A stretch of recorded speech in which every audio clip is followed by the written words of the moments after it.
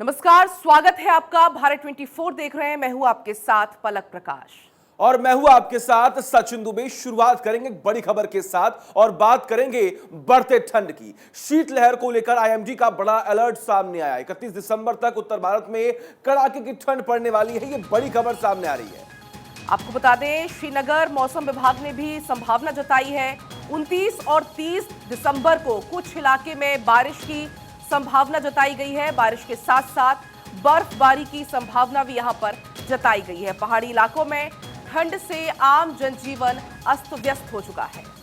उधम सिंह नगर और हरिद्वार में शीतलहर का कहर देखने को मिलेगा। अगले 48 घंटे के लिए शीतलहर का ऑरेंज अलर्ट है। देहरादून के चकराता में 0 पर पहुंचा हुआ है पारा और देहरादून में बादल छाने और कोहरे की संभावनाएं भी जताई जा रही हैं। आज और कल बंद रहेंगे हरिद्वार के सभी स्कूल। ये बड़ा फैसला प्रशासनिक अधिकारियों और सरकार की तरफ से लिया गया है।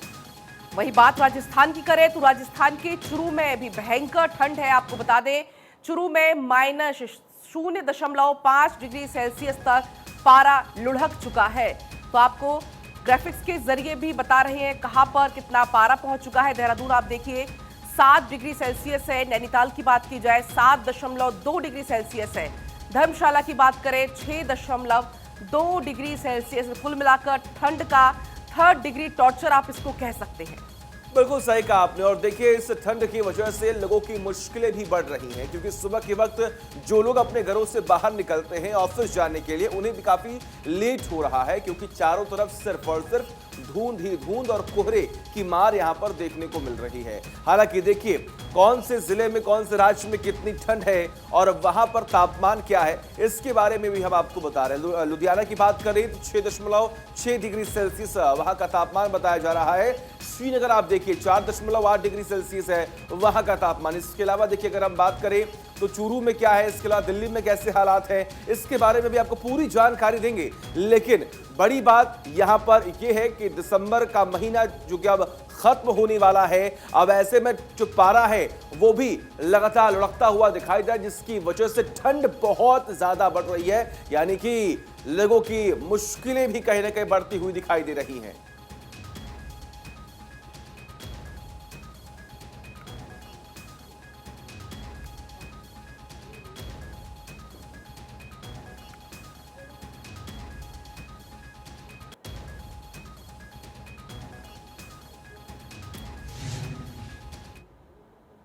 और चलिए सीधा रुक करेंगे। हमारे सहयोगी अलग अलग स्थानों से सीधा लाइव जुड़ चुके हैं, वहां की तस्वीरें हमें दिखाएंगे। केशव झा जुड़े हुए हैं दिल्ली से, गौरव यादव हैं गाजियाबाद से, पीयूष राय हैं लखनऊ से, थानेश्वर शर्मा हैं चंडीगढ़ से। सीधा मैं सबसे पहले रुक करूंगी केशव आपका। आप दिल्ली में मौजूद हैं। चूंकि देखिए, दिल्ली वासियों को दोहरी मार झेलनी पड़ती है, पोल्यूशन की, ठंड की, कोहरे की। किस तरीके के हालात फिलहाल दिल्ली से है, क्या कुछ तस्वीरें दिल्ली से? जी देखिए, राजधानी दिल्ली सहित दिल्ली एनसीआर वासी को सर्दी का सितम साफ तौर से महसूस हो रही है, क्योंकि जिस तरह से राजधानी दिल्ली में ठिठुरन महसूस की जा रही है। आज अगर मौसम की बात करें तो आज न्यूनतम तापमान 6 डिग्री सेल्सियस दर्ज किया गया है। इस वक्त मैं अक्षरधाम मंदिर के सामने मौजूद हूं और ये सामने आप देख सकते हैं NH24 है, जहां पर आप साफ तौर से दृश्य देख सकते हैं। कोहरा भी छाया हुआ है, लेकिन कल से कंपेयर करें तो आज थोड़ा घना कोहरा कम है, लेकिन विजिबिलिटी 10 किलोमीटर की दिखाई दे रही है। लेकिन राजधानी दिल्ली में आज जो हवा की रफ्तार है वो 10 किलोमीटर प्रति घंटा की रफ्तार है, जिसके कारण ठंड बहुत ज़्यादा महसूस की जा रही है।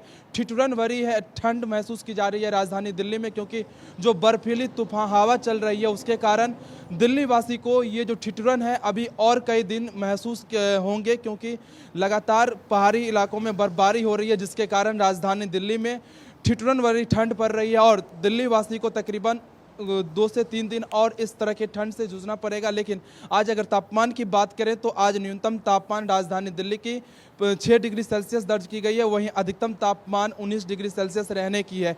अगर वहीं प्रदूषण की बात करें तो प्रदूषण लेवल लगातार राजधानी दिल्ली का खतरनाक स्तर पे बना हुआ है, 300 से ज्यादा आज भी एक्वा लेवल राजधानी दिल्ली का दर्ज किया गया है। आप कह सकते हैं। हमारे साथ गौरव जुड़े हुए गाजियाबाद से। गौरव, देखिए दिल्ली से सटे गाजियाबाद तक क्या हाल है, क्योंकि देखिए सुबह सवेरे हम देख पा रहे हैं चारों तरफ सिर्फ और सिर्फ कोहरा और धुंध ही देखने को मिल रही है।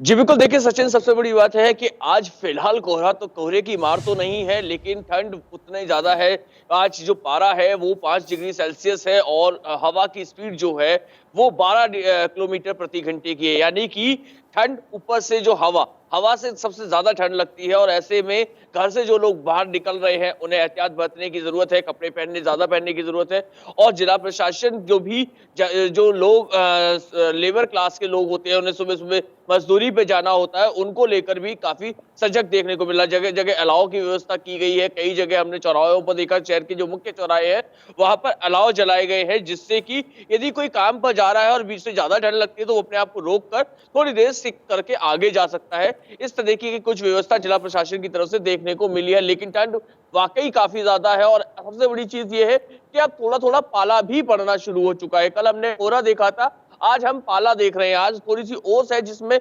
काफ़ी नमी है और इससे कहीं न कहीं कपड़े जो हैं वो गीले हो रहे हैं। जैसे मैं जहाँ पे खड़ा हुआ हूँ, वहाँ पर भी सचिन, इस समय जो मेरे कपड़े हैं उन पर भी पानी की कुछ फुहारें सी महसूस हो रही हैं, जिससे कि हाथ लगाने पे गीला-गीला सा महसूस हो रहा है। ऐसे में वो हवा और पानी कहीं न कहीं आदमियों को जल्दी बीमार कर सकता है। और इस समय जो सुबह-सुबह लोग निकलते हैं, सैर-सपाटे पे लोग निकलते हैं, बड़े बुजुर्गों को बिल्कुल गौरव, बेसिकली कहा लौटूंगी जाता है आपके कि पास सुबह और से ऐसे में जरूरी हो जाता है अपना ख्याल भी बहुत ज्यादा रखना। लौटूंगी आपके पास, एक बार रुक करूंगी मैं लखनऊ का। पीयूष जुड़े हुए हैं लखनऊ से। पीयूष, क्या कुछ तस्वीरें हैं लखनऊ से, आप दिखाइए जरा, कितनी वहां पर ठंड की मार है? जी देखिए, मैं देख पा रहा हूँ कि आज हर जगह अंधेरा है, लेकिन हमारे लखनऊ में अब पहले से पहले बहुत अच्छी कंडीशन है और विजिबिलिटी देख सकते हैं काफ़ी अच्छी। लेकिन वहीं पे ठंड की कंडीशन बताया तो पहले की कल 8 डिग्री था, तो आज 9 डिग्री। बहुत कंडीशन अच्छी नहीं हो रही है, धीरे-धीरे खराबी होने की सिचुएशन है और दिन के 10-12 बजे तक कंडीशन ऐसी रहती है कि लोग निकलने से पहले सोचते हैं कि हवा ठंडी चल रही है, निकलें कि ना निकलें। तो यातायात में काफी वो हो रहा है, लोग घर से बाहर निकलना भी नहीं चाह रहे हैं मौसम को देख के, और हवा भी बहुत ठंडी चल रही है। मतलब एक होती है नॉर्मल ठंड, एक होती है हवा भी ठंडी चल रही है, तो लोग इस कंडीशन से निकलना भी नहीं चाह रहे हैं। और आम रोड पे देखेंगी तो जाहिर सी बात है, ठंड से, कोहरे से जो कभी कभी दिन के ऐसे टाइम पे पड़ रहा है, जिस वजह से नॉर्मल ट्रैफिक भी बहुत कंट्रोल हो रहा है, इस वजह से बहुत इफेक्ट हो रहा है।